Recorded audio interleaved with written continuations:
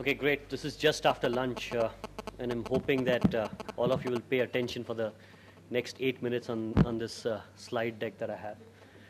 Mr. Jain talked about, Anil Jain talked about a lot of e-governance initiatives that BSNL is driving. And the key backbone for a lot of the initiatives that we drive is the technology. And to funnel this technology is the data center, which essentially serves serves in terms of technology to provide services to our end consumers. So in this session, I'm going to talk about the techniques to manage IT and enable continuous infrastructure improvement, which is kind of the highlight of this this session that we have. I'll start off with talking about some of the typical challenges and expectations that most data centers are put onto. Let's take an example of the income tax filing that we can do today online. 5 years back, you were unable to do that. These services have been provided today. There is going to be heavy adoption that's happening in terms of people filing their income tax returns online. At the backbone of it, there's heavy stress in terms of increasing business value year over year. Today, let's say you have, let's say a few lakh of people filing their income tax returns. Over the next few years, you will see more and more subscribing to it. There would be two factors coming out of that. One would be, hey, can the infrastructure, the IT infrastructure scale? Second, hey, are we providing additional value-added services to be able to enable the consumer needs? So there's heavy pressure on the data center, for ensuring that all IT investments are aligned to some of the business priorities coming in from the consumerization of the services provided. Second, the new services that need to be deployed. Year over year, you have your CapEx budgets lined up. Budgets are generally either flat or incrementally going up, but the services that need to be provided are just growing year over year. So there's always a crunch in terms of how can I get more done from the hardware/human resources that I have in my data center. How can I pull out resources from existing services that are already available in production and essentially use them for deploying newer services in place? How do I manage risk from e-governance perspective? Am I complying with the regulations?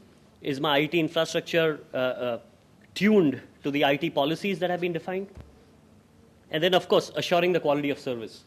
The entire income tax submission portal would be unusable if we wouldn't be able to assure a particular quality of service with less downtime, production upgrades, etc. So these are kind of the typical challenges. The expectations and the pressure on the data center and the data center heads is simply growing over the years. We've talked to a lot of customers, a lot of CIOs, either in the government or outside, and overall the current state of IT, as we've heard from them, there's a strong element of manual processes in place, which are often held together by paperwork or Excel sheets, etc.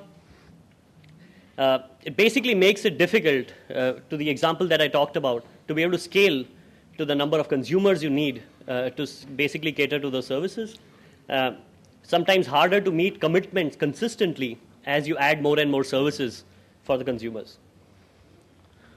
Let's take this analogy. So let's take a snapshot of where we stand with IT today, with our infrastructure, with our data centers, and let's look at ERP, right? Business processes. I mean, no one talks about ERP as a problem today because there are enough solutions. If you look at business processes before ERP came in picture, it was primarily, again, a manual process, just like I talked about the state of IT today. Just let me go back. Yeah. Okay. The highly manual processes, very similar to IT if we see from what I hear from customers. Again, held back by, often put together by, paper forms, Excel sheets, or personal relationships. Very little common information shared across various departments and silos. kind of making that business difficult to run and be agile to meet commitments. If you just use this analogy on the data center infrastructure, it kind of talks a very good story. So once ERP was implemented for business processes, basically it provided consistency around the data and processes. There was standardized automated practices for workflows that were built out of the box. There was a common data model that was shared across departments. And you basically could do a lot of business process related work that was done by most resources in a manual, mundane way through automated workflows, getting more and more people focused on doing high value work within the organizations, shooting up the delivery of services, shooting up the productivity of the people, and thus achieving a lot more. Getting the business to enable scale better and meet commitments consistently. Now with the IT service management, if you look at IT and data centers, and you map it back to when ERP came out, it's very similar. We have various functions within the data center that work in silos, are either manually stitched together, or there are no common data models for integration, whether it comes to service request, whether it comes to configuration and automation.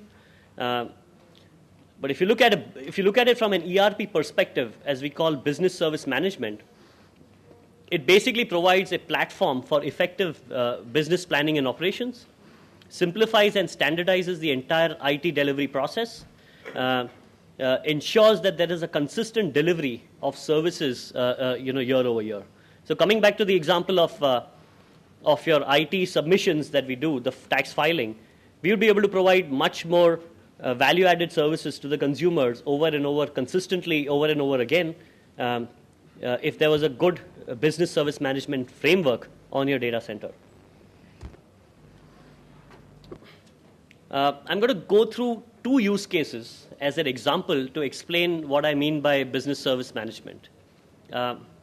Let's take an example that the backbone of your income tax filing application is a application stack. I'm not going to get into the technical details of each of it, but there's an application stack. Each time that application needs to scale, or a new service needs to be provided, there is a request that a business owner makes to the data center owners.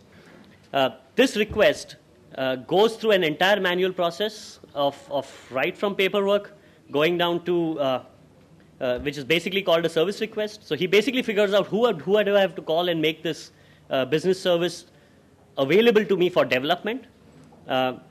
He needs to go through a series of change approval processes. After the manual change approval processes, getting the technical experts in, you're then approved to go and build that entire stack and provision it. After the approval has come, there's a manual amount of effort in basically getting your stack up and running and servicing your business user. Generally, our observation has been this takes close to 40 days. With a BSM-enabled or the business service management-enabled service-driven provisioning approach, this is entirely automated. You have a service request portal from which you basically give your request with the justification and details that you require in terms of your infrastructure. You pick from a predefined catalog offerings. There is a change request that gets kicked in automatically. The change request goes for approvals to the business heads. Once the approval is done, there's a completely automated provisioning process to build your entire stack that you want to host your service on. It moves from essentially months to weeks and actually hours or minutes, depending on the depth of automation you go into. I'll go into another good use case, which is about policy compliance and regulatory compliance issues that we typically get into when you're putting in a IT infrastructure in place. A manual process would really have security experts or regulatory experts auditing every single thing that happens in your IT infrastructure. They would fill in some manual forms saying that these are the security violations. The security violations would then be thrown out to the IT operators. IT operators would make technical sense out of the violations, and thus apply those then to the configuration changes needed to make your data center as compliant. This takes close to 5 days at the least. In a more business service management enabled continuous compliance mode, essentially it's an automated process where your data center is monitoring itself for compliance violations. The moment a violation is seen, there is an incident logged for audit reasons.